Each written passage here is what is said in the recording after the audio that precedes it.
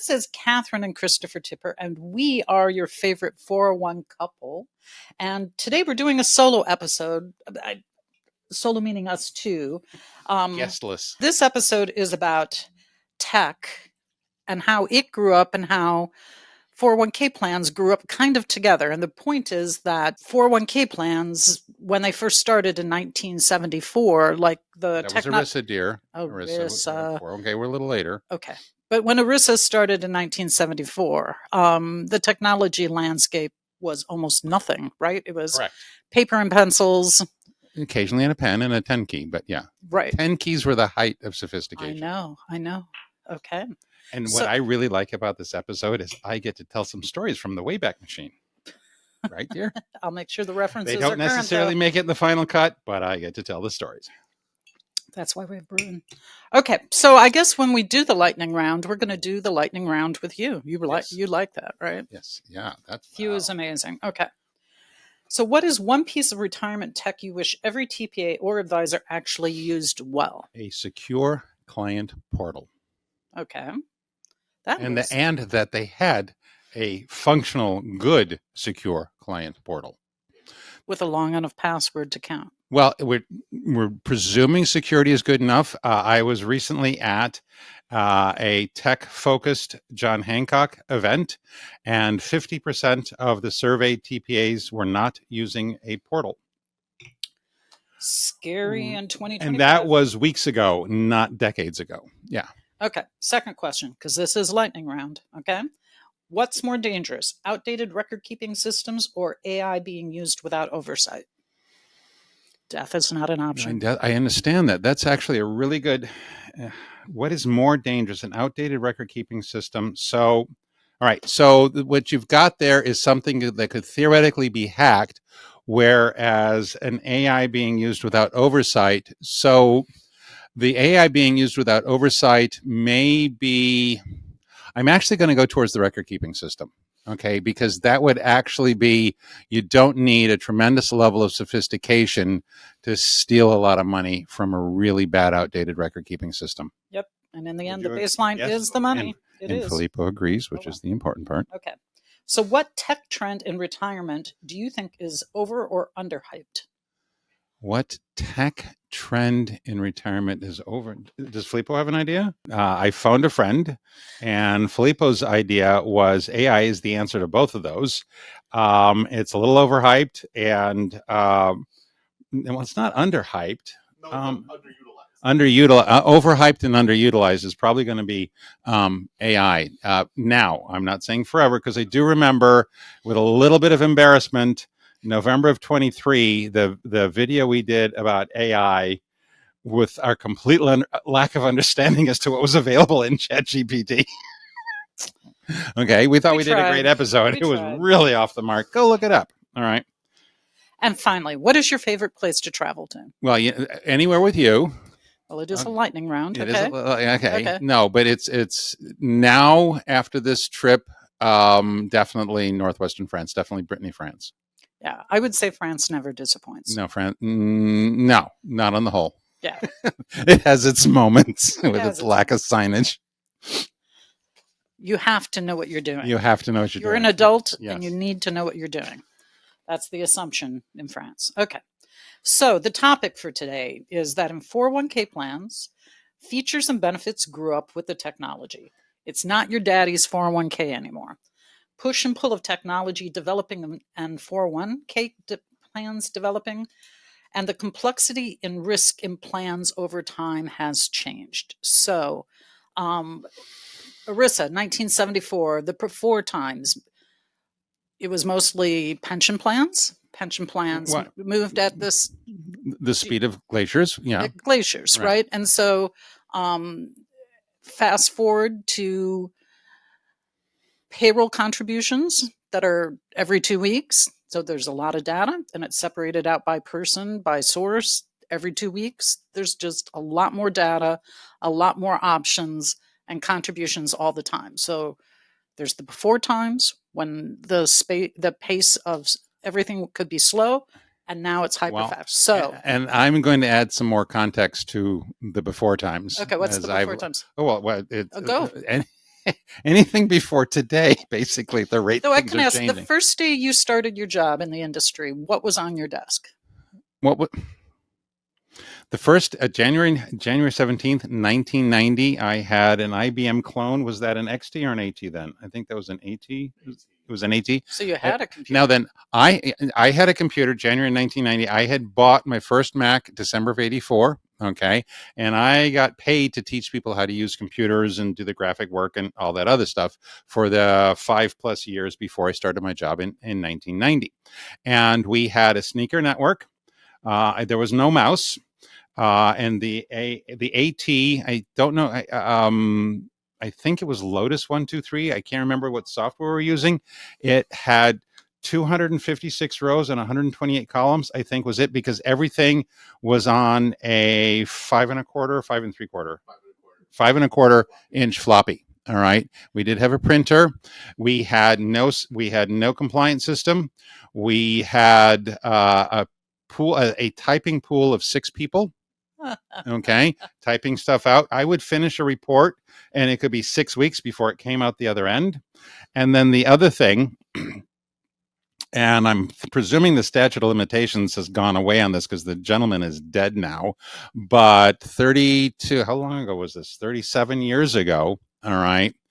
Um, because we're going to talk about this a little bit more. Maybe we'll talk about this a little bit more on the record keeping system, but let's just say the 401k allocations each pay period took some time because of some manual work here. All right.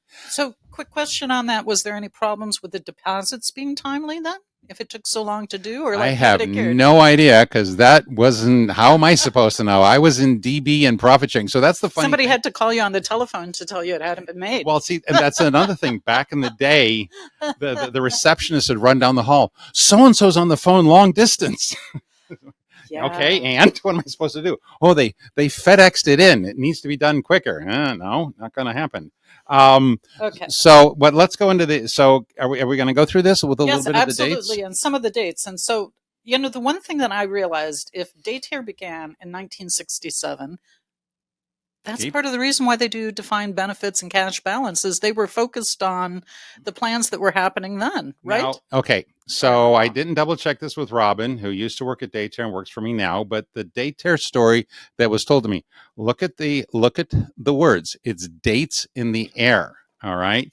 Daytare started sharing time on a mainframe, keeping track of how long pilots could be in the hours pilots were flying, which is supposedly why their logo, the splat, is resembling it resembles a spinning propeller. Okay. And then somewhere along the line, they hired somebody who was an actuary. And somehow that started turning into, a compliance system. And I think they started off doing the compliance software for traditional defined benefit plans on a mainframe. Okay. Filippo's looking at me. Oh. Yeah. Okay. Some of that makes sense. All right. And supposedly 20 some odd years ago, bits of their software were still helping United. Pre continental mergers, supposedly some of their Well, software was still being used by United Airlines. okay. Well, that. Supposedly. So, And then and Relias was 1974. which I So find very ages, interesting, the year of ERISA. yeah. Yeah, that's kind of cool. I So, almost said the year of our Lord. yeah. the year of our ERISA. Yes. Okay. So the first phase, my first point. Now we were working with paper forms, used the mail. The mail actually worked better then too. Printed documents through the mail, paper books to look in for answers because there wasn't an internet to look There for was I things. don't know when this stopped, but one of the person's jobs at my first place of employment was to at least once a week, because we had every research book you could get, and they were in some kind of binder thing, and then we'd get this envelope. Okay. And it would say from book one, take out page 6 and put these two in instead. And from, no, she would spend basically a whole day taking pages out and putting pages in. For Some people might not even know what that is. Filippo's like, we're gonna have to have some crowd reaction shots. Do Yeah, you want some yeah. bourbon too, Filippo? He's absolutely in disbelief. And anyways, keep going. But the last thing I want to say, that there were paper checks. Oh God, There yeah. were paper checks, Well, and the there was contract no. There were checks. They only came on paper, paper unless you won a tennis tournament. Okay. and contributions were mailed in. Yeah. They had to be paid. It was a check Oh yeah. There you was no. mailed in. Right. There's none of this ACH business, right? No. So No. like, so this is like baseline pre-tech. How do you do a 401k plan? And it takes When forever, and everything moves at the speed of of paper. the U.S. mail Yeah. and mail and like Well, no. and Remember, rush the really fancy people would use FedEx. Yeah. and No, but that again, paper and lots of money. Did no one ever ask to Western Union in their No, we didn't. we weren't working in that There market were no segment. telegraphs. Okay, he was asking about Can you Western Union your contribution in? Oh Okay, my. so the thing. So when I started, you could when I started at the place. This is not about the place I worked at. This is about the state of technology in 1990. Okay. Um, with the type of plans we were given, which were almost entirely trustee directed, profit sharing only plans with the occasional money purchase paired plan thrown in. All right. So you weren't It, tracking payrolls. I wasn't. No, I didn't. Well, I wasn't in the 401k. Because Okay. back then, the 401k department was considered way more sophisticated and difficult than traditional DB. Seriously. All right. You could do a good job literally with paper, pencil, and a 10 key. You could be a good compliance administrator with that. I think I remember people like always feeling so good if they got their own 10 key. Like Yeah. that was a That cool was thing, and a nice 10 key. And people would feel. show off on how good they were at using a 10 key. I mean, that was just like, yeah. Oh yeah, that's not a joke. For real. That's not a joke. So this is the characteristics of plans. Then everything happened slowly. Everything was either by phone or by mail. Mhm. And whether it was contributions, whether it was paperwork, you needed a distribution. That's maybe part of even the reason that if you wanted a distribution, it was always done after the plan was reconciled and the tax form was done. Well, it was a an trustee annual directed plan had an annual valuation. right. And yeah, well, that's not fair. Well, yes, it is. That's what the plan document says you're supposed to get. So that was the definition of fair. And it was in the era where you couldn't make it go much faster anyway. No, there was the occasion.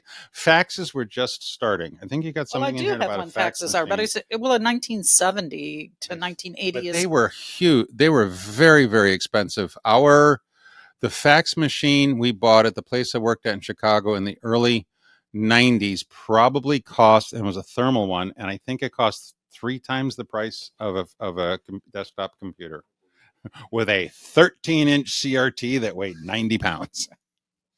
So this kind of first era, paper-based, through the mail, things going slowly, things weren't as complex because God knows the system didn't allow for it. There was also a coincidental or equal slow pace of regulatory change. That's true.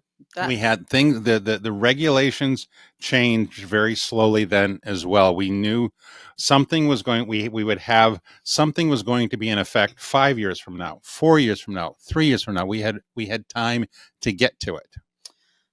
And that has not been true the past 5.5 years. Right. Okay. So other things to hit on this. So we and one thing I thought was amazing was there's always been the need for fidelity bond requirements for ERISA. I mean, do you know that was part of original ERISA? So boy, they had that figured out. So 1974, ERISA fidelity bond requirement is. I didn't realize that was started then. Okay. Yep.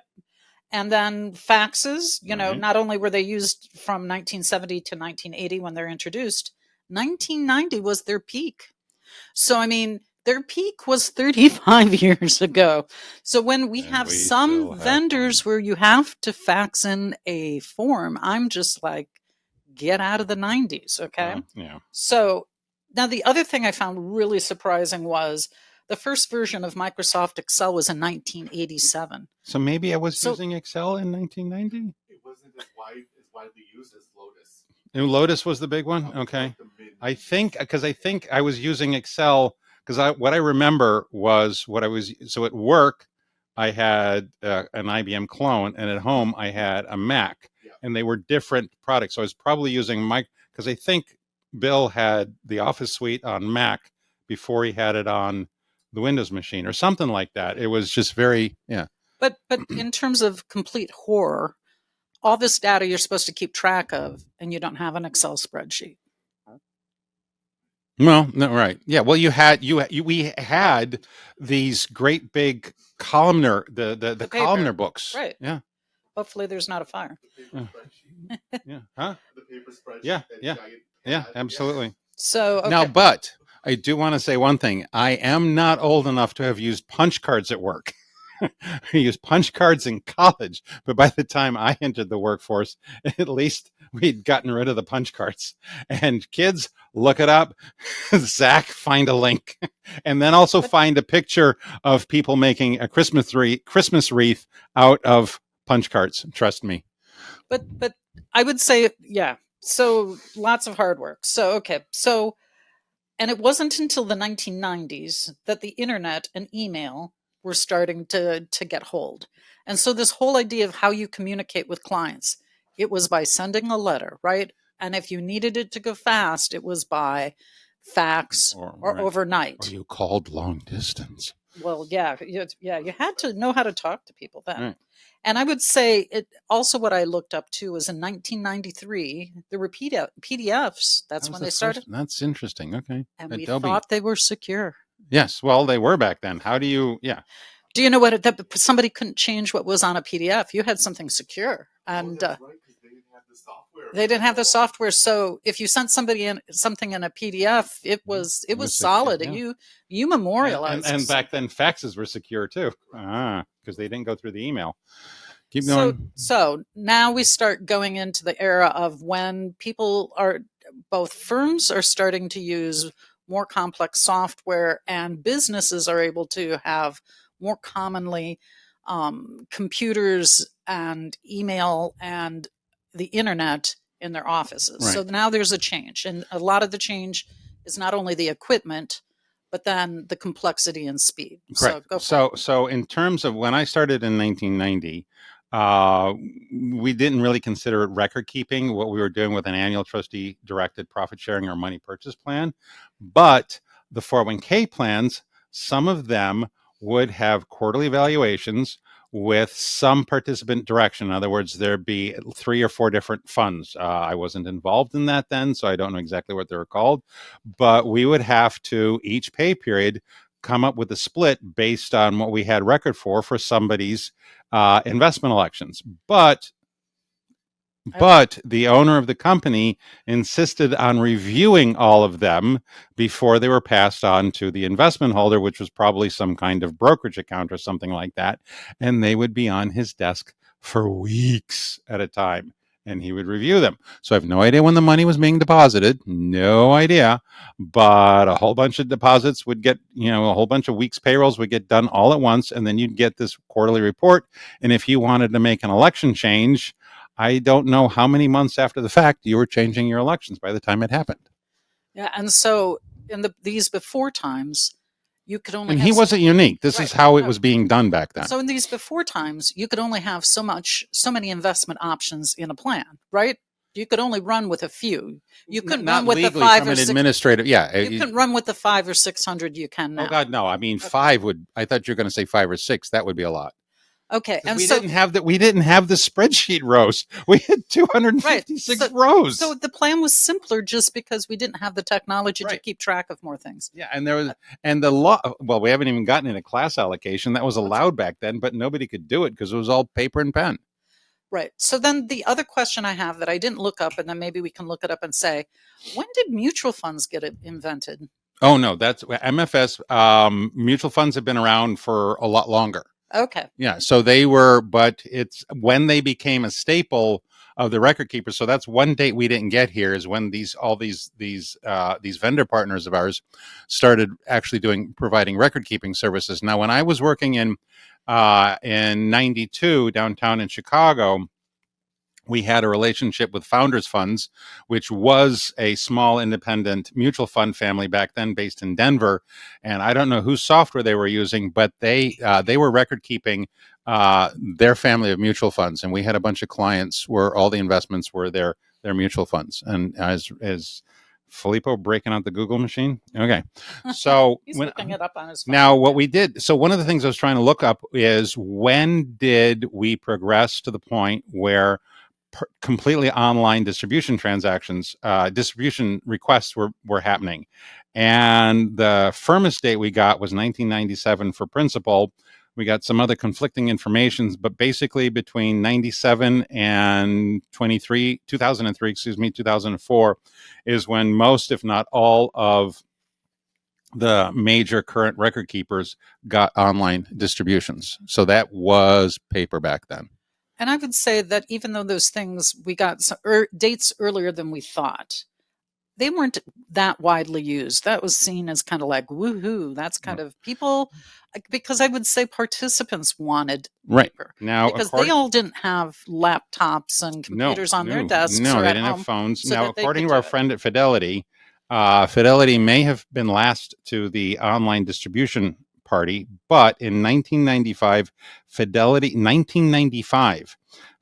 became the first mutual fund company to offer a web page, marking its initial foray into online services. Now, remember, I'm talking about founders funds being a record keeper.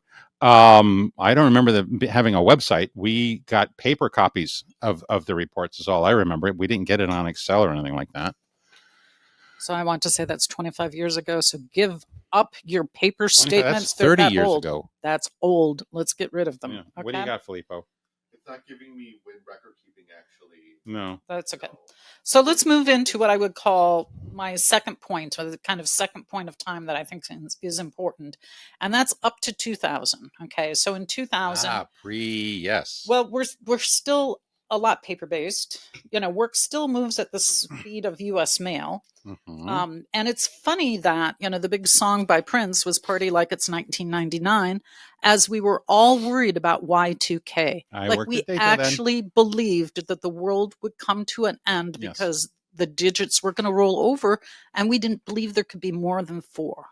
Right. I mean, boy, weren't we like 6. Boy, weren't we cute and naive. Yeah. These days when AI that can get you almost anything, and the idea that going to 2000 from 1999 is going to crash a computer. I mean, that's almost like a psychological Well, gap. but then, okay, in defense, because was it not a problem because we actually made sure it wasn't going to be?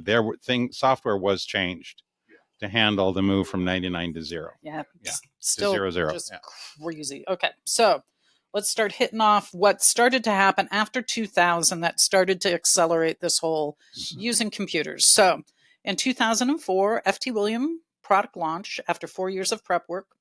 It was a few years before. Right. I talked to Tim about this. He started coding in 99 or 2000.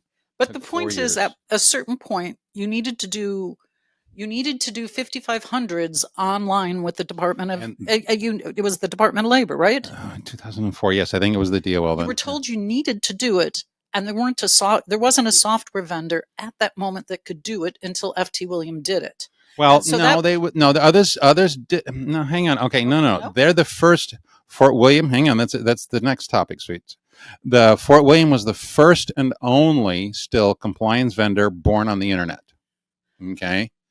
Others could do it, but they were desktop based. Okay. But part of this is the push and pull of what technology was, and the government actually, at a certain point in the early 2000s, believed that it was important to do your filing online for this. That's 2010. That's later on, sweetie.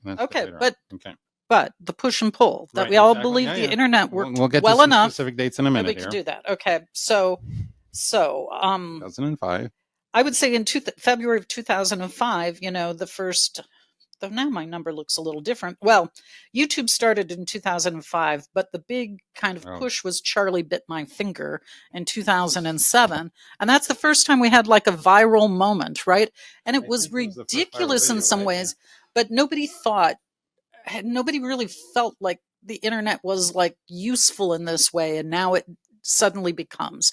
And you could say that those social moments that push people to go, oh yeah, I'm using computers, also push them to go, okay, yeah, I guess I can use them at work too. Right. Now, so cloud-based, so then the next one is 2010 is cloud-based platforms like Dropbox and Google Workspace, which is funny. It's funny, haha, because in November 2002, we bought our second location. I mean, it was Second location. well, Good a Lord. first other location. I don't know. I mean, Some people would say second location. okay, fine.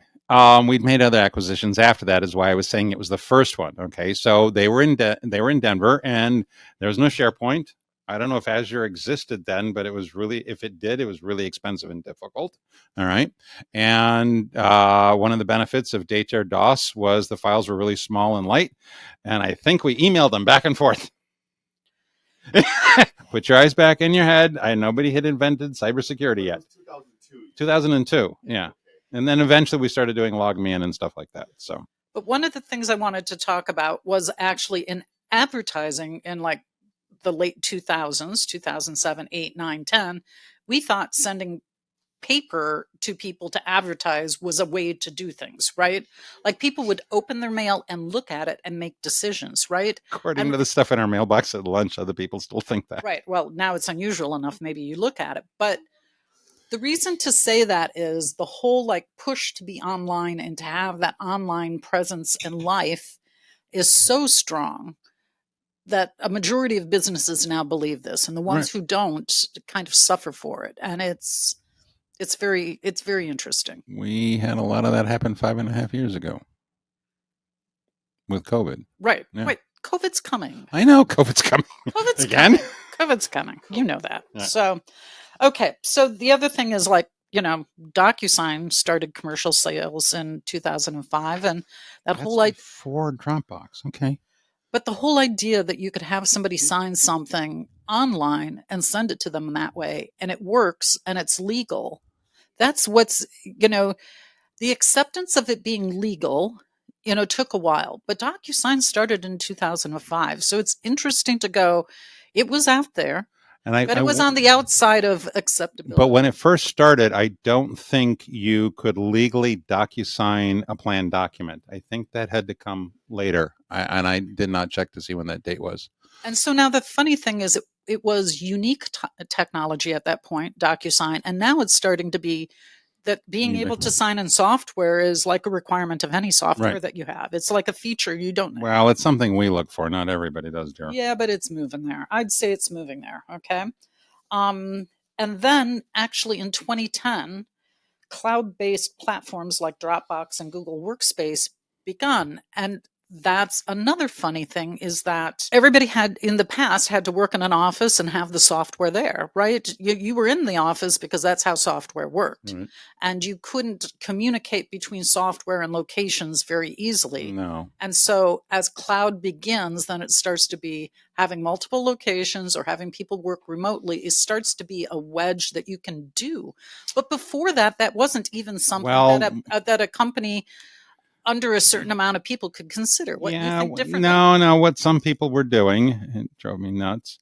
What some people were doing is they would keep their desktop computer on all the time with LogMeIn running, and then they would have a laptop that they would use LogMeIn to get on their computer at work, okay, and check emails and do Word and all that through LogMeIn. They would be working on their Dusty. It's okay. You're going to throw up a little in your mouth here. I know that. All right. Dusty or Filippo? Filippo, sorry. It's been a day. I've had half a bourbon. Leave me alone, lady. So they would be working on their desktop in the office because on-prem was secure, right? Yeah. And there's basically not much on their laptop. And they would work that way. Yep. Instead of Google Workspace and Dropbox.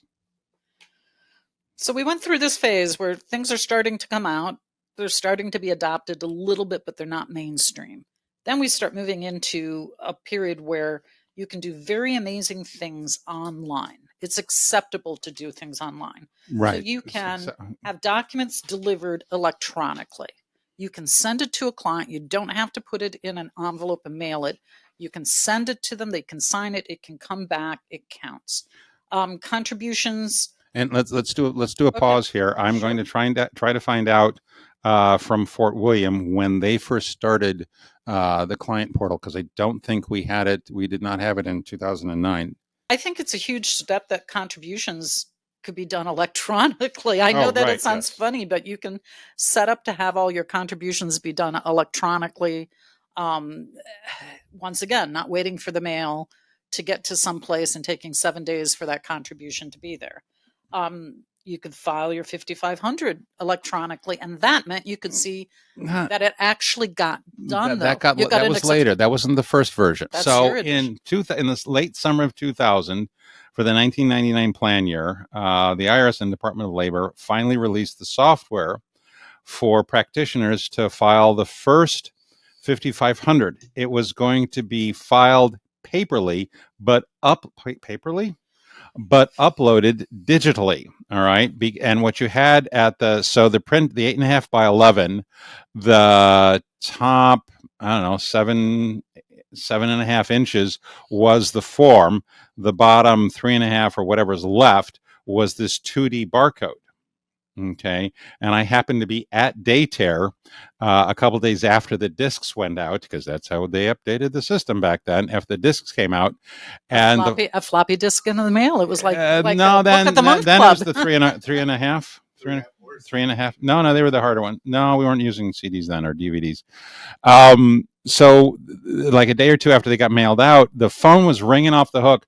You broke my printer. It's spitting ink all over the place. It's all ruined at the bottom. In other words, nobody had read all the information we'd sent them. It wasn't ruined. It was this 2D barcode at the bottom. Now, what we found out the hard way was you couldn't staple the 5,500 pages together, because a staple hole was the same size as one of the dots for the 2D barcode, and that was being read as data. Oh, so this was the this is why I wanted to talk about this, Catherine. This was the transition. Right. We were doing something in paper that could be uploaded electronically, because each 2D splotch on the bottom of the page corresponded to the data on that page. It was actually kind of cool for the day, And then, but the one thing I want to say too is, from the standpoint of our office, still at that point, we had boxes and boxes and boxes of paper. Every plan year there was paper. Though what you did to work on it was paper. You had to go every time there was a new year. Did you get more office space? We had a whole. You were going to keep it for 7 years, and it was just paper. A lot of space. We had a whole office filled with paper and an offsite storage unit with just filled with paper. Hundreds and hundreds and hundreds of dollars being spent on storing paper. But then, as you say, January of 2013, eFest came out, where it is completely, really online. Yep. That was also another transition period. Well, and that was the mad scramble, because they said it, and not every provider could do it. Yeah. It was fun times. I guess you've gotten over that scarring. I don't remember. Or you have amnesia now. Jeez, I remember you losing your absolute mind over it. Well, it was a lot of clients who could not handle the concept of doing something online like that. Right, and that's part of the come along of other businesses. Although I'm pretty sure they were buying stuff on Amazon online then, but doing the 5,500 was too much of a stretch. So okay, anyway, so sounds weird, but Zoom didn't start till 2013. 12 years. Okay. So it's kind of funny. Ago. You couldn't have a Zoom meeting, and a Zoom meeting was a bizarre thing anyway. When did Skype? I bet they were doing Skype then. But still, Skype for business. People, okay. And so, and then we go all the way, and I guess you're going straight up to 2025. That still all the forms, they're getting them electronic. They're not all there yet, but in 2025, this year, first electronic form 5558, which is to do the extension. And part of it is, this is momentous. That might be the horrible washing machine dance on it. At least I didn't try to dab. It was. That's why we have a wingback chair, so you don't fall off. This was a long time coming. This is, hopefully it's going to work out. So many each year, probably tens of thousands of compliance hours were wasted nationally. trying to get these things in the mail on time, and then answering the question, how come I'm getting a late notice? Because when we know we mailed it in, so it was Right. it was a So big deal. This should tough on the be a IRS big. to have paper as well. They've been working on this one for a long time. So then the other big point, the other big inflection point, Yes. that COVID accelerates Holy cow. everything. Oh my Okay, goodness. all of this was like prep work for. Not everything OneDrive is still the same. So December 2019, COVID kind of shows up. We don't know what it is, and by March 2020, full lockdown, and that accelerated everything. No one at the office, so why would you mail anything, right? Nobody could pick up the mail, right? Sales not going to offices ever, right? Mhm. Everything's on Zoom. It pushed that. Does having office space actually matter? We don't know. Does having a main office matter? And at this point, too, cybersecurity had started to become a line item on your P&L as something you had to spend on, but it completely got accelerated as everything went online. The employees went home, and now to have the systems to make it possible for you to do your work this way, meant it was possible for the bad actors to go online and do this backwards. So it's funny to think of COVID as a technology event, and it's funny to think of it as also just how it accelerated change within our industry. And it's both on the work processes, but also how we shared information. And I would actually say this going online has allowed it all to be so many options, so much complexity. It's more complex, not simpler, because we have more firepower to actually do the process. I wonder if we hadn't had anything like COVID, where everything had continued, where we're all going to work all the time and everybody's got nothing but brick and mortar. I wonder when we would get to this point, how many years in the future, because March of 2020 was truly a crucible by fire, crucible. Thankfully, we had, before the office shut down, we had decided to change our online file storage solution and go to something else. But that still meant, even though we decided weeks before COVID, we were still actually doing the move in the middle of COVID when the entire world was going to SharePoint, and then changing telephone systems to something more online. It was so. But my question, and it's a serious question: did the technology change the culture because of COVID, or did COVID changed the culture, which changed the technology? Which one was the driving force? And I'm not just going to lay down and say it was technology, because I think there was an awful lot of stuff changed for how people viewed things, and the culture was a huge thing in why things have changed as well. Well, I think the answer is somewhat. We had a lot of technology, right? We had right, but it was just kind of like moseying and everybody was along. kind of, I'll get to it, but I've been happy doing things the way I've been doing it. My customers seem to be happy. I'm happy, and it was COVID just went bam. You're going to have to deal with this. Now. You're going to have to make the change. You're going to have to take the tools that are available, finally learn them, finally, and part of it also was even the fear, like, were you going to have a staff? You needed to up this so you actually had the data and you knew how to get it, and it wasn't just stored in an office somewhere. So we got a couple of things on here that aren't on the notes, but we did talk about cybersecurity. We asked some of our record keeper friends to see if they could figure out when cybersecurity became a separate line item on the company's P&Ls. They weren't able to. What was the best guess? 2018? Well, no, like that? I think what's funny is I asked when cybersecurity as an insurance became commonplace, and it said adoption surged in 2023. Do you realize how recent that is for insurance? Now, people have been talking about cybersecurity, I'd say, for 3, 4, 5 years, right? But it was, but you didn't have this existential dread quite yet. No, there wasn't. And I remember the existential. Okay, when did we go to Banff? Banff was with John Hancock. We went to Banff. 2019. Okay.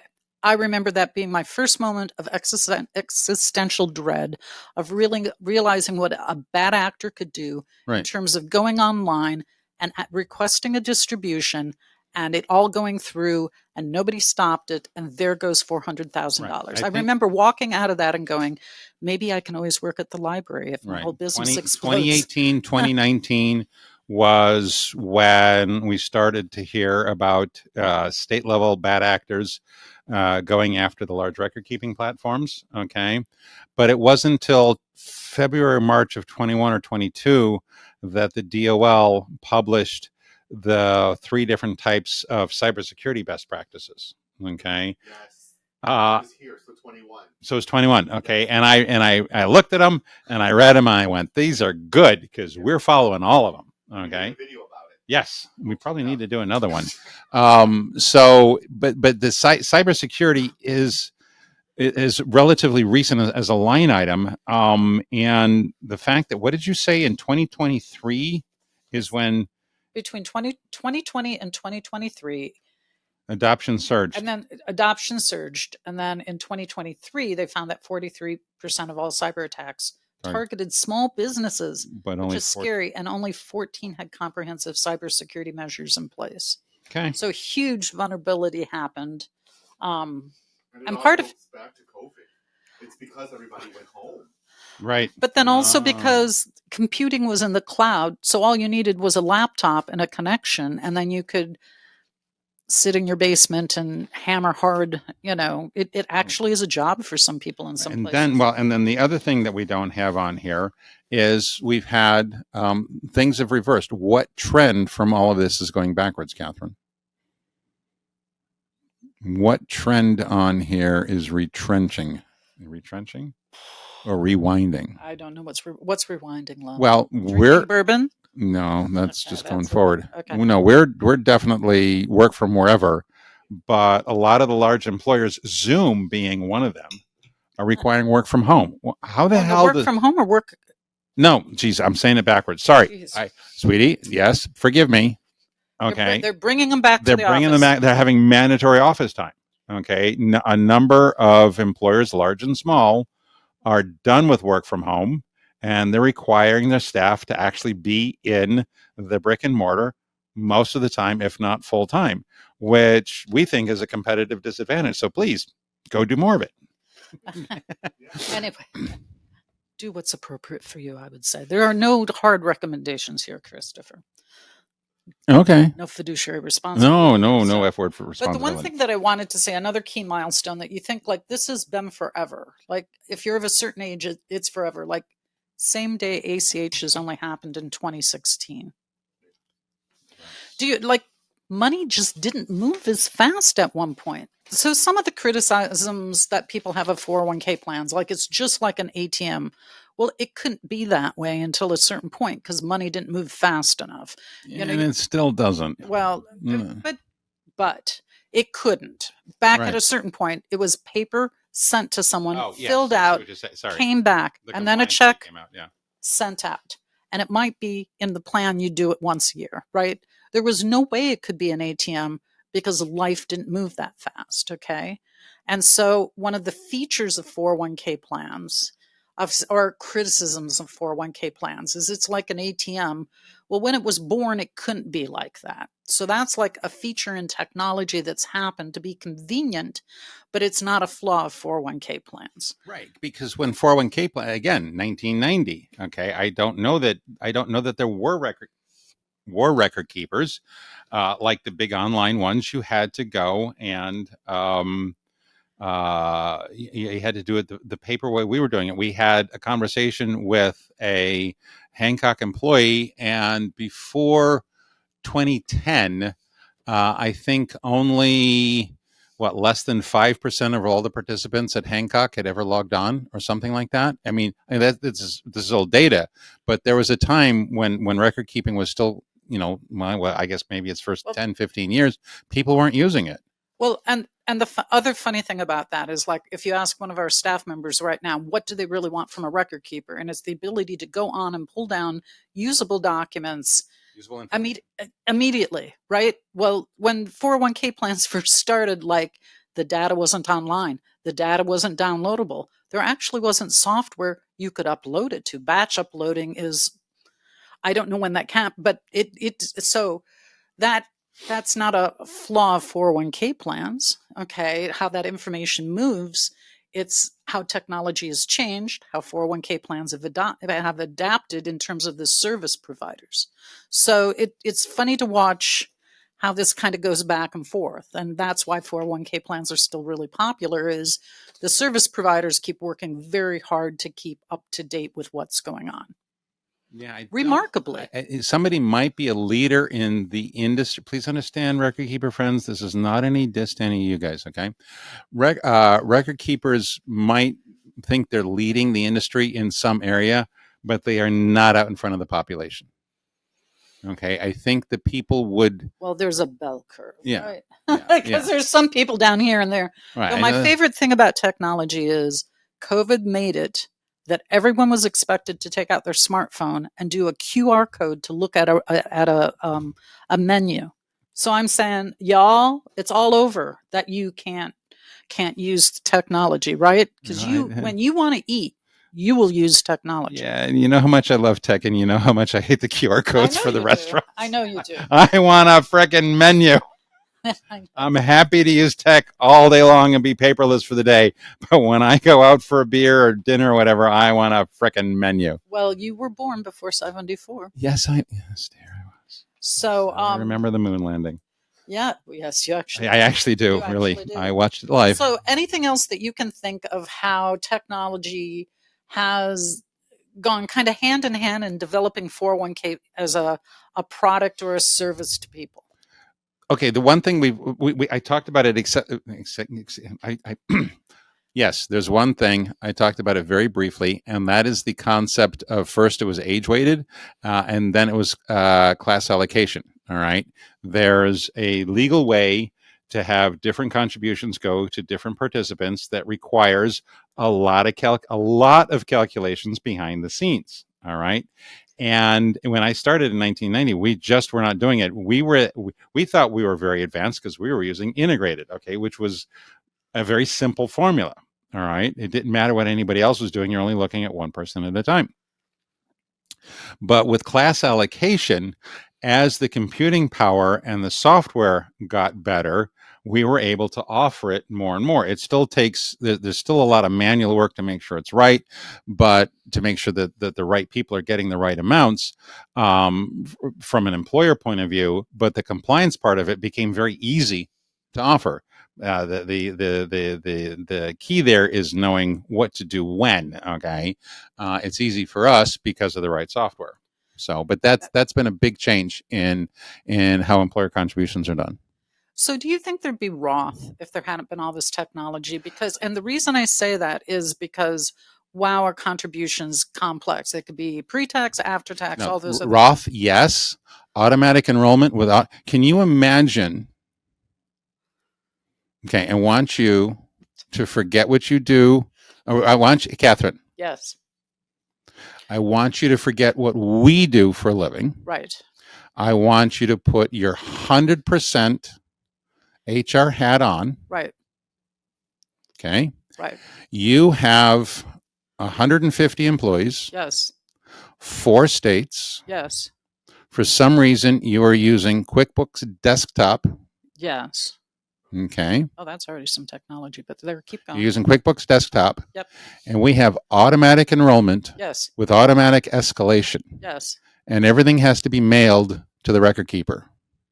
Well, that's my full. How are you making that? How are you making this work? That's my full-time job. That would be. And then also I would say, I think, and also think of how tough I would be on. You were told you were going in, and you are going in at this date, and now this date for you to say anything is over, and I don't care. Do you know what I mean? I know you're supposed to be fair and keep the dates, but I'd say you would not be very flexible. And it would be, and then some of it is like, I think there was a time when if you had a larger company, everyone would join on the first day of the month or something like that. You would do it in such a way, and you'd put them all in a room and you'd give them all the paperwork, and you'd say, it needs to be here by Friday. And if it's not here by Friday, then these bad things happen to you.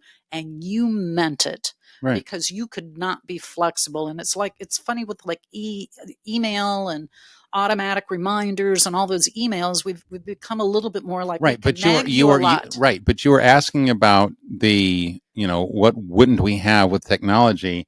And I think if Secure 2.0 had been written without the internet, without integration between the payroll systems and the record keepers and possibly the TPAs at some point, definitely without the link between payroll vendors and the record keepers, everybody would be having state plans. But what's funny is what you're shining a light on what processes are. And I remember, That's technology. just listen, go with me. You're No. talking about accounting. So when I first came here and I was doing loans and distributions, I sat in the same office who paid the bills. And what did bills mean? You got them in the mail. You opened it all up.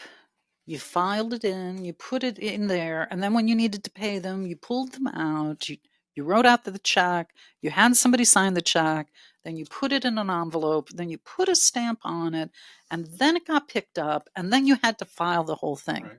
So it like took a whole person to do billing for a small company. Right. And so like now, really what happens is a person in my position is doing a lot of different That's things. technology. Yes, that is technology. Yeah. Yes, I'm not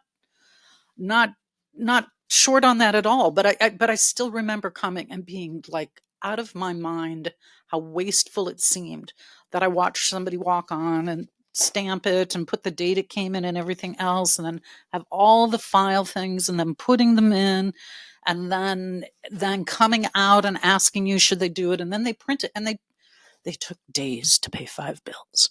And that just drives me nuts.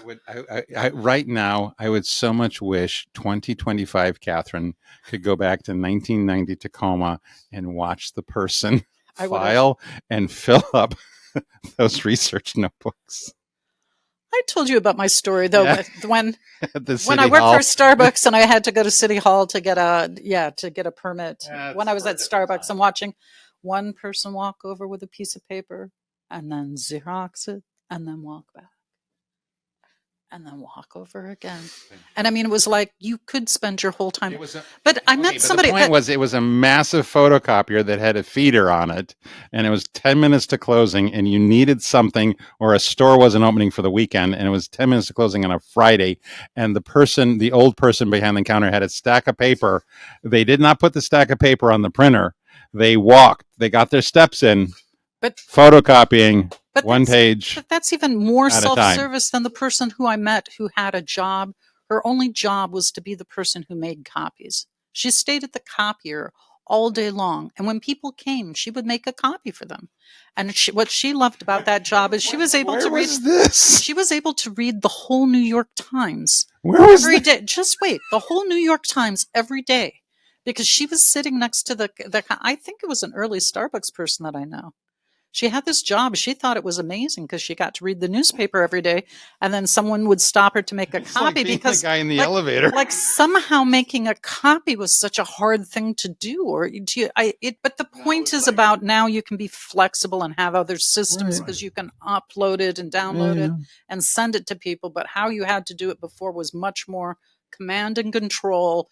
It happened on a certain day. It's not convenient to you. It's convenient to me. And that's how we're running it because I'm not putting up with anything else. Do you hear that coming out of me? I know how to run that. You're like, oh, it's no big deal. No, I'm on it.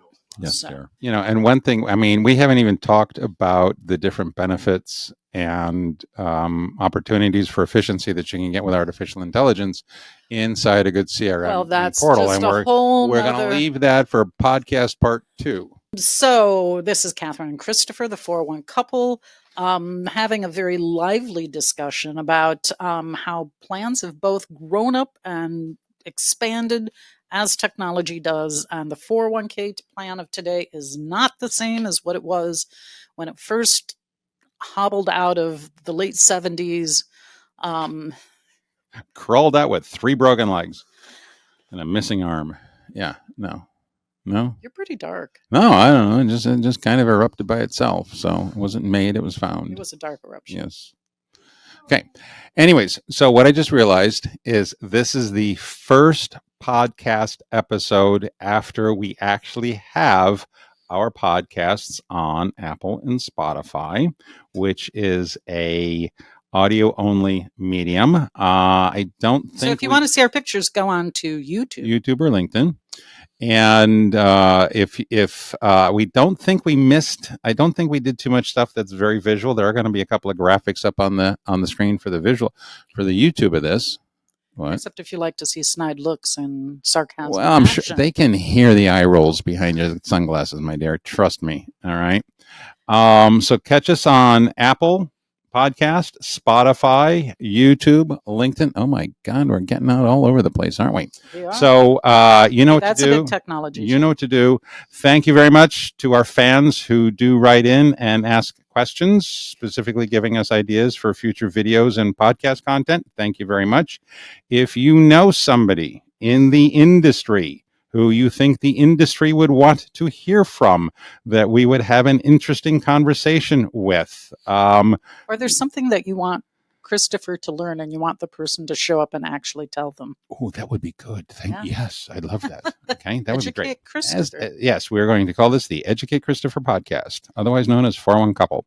So, let us know about that. Like, subscribe, the whole other stuff. And the email for specific stuff is sales@hunterbenefits.com. Thank you for your time. Thank you. Toodaloo.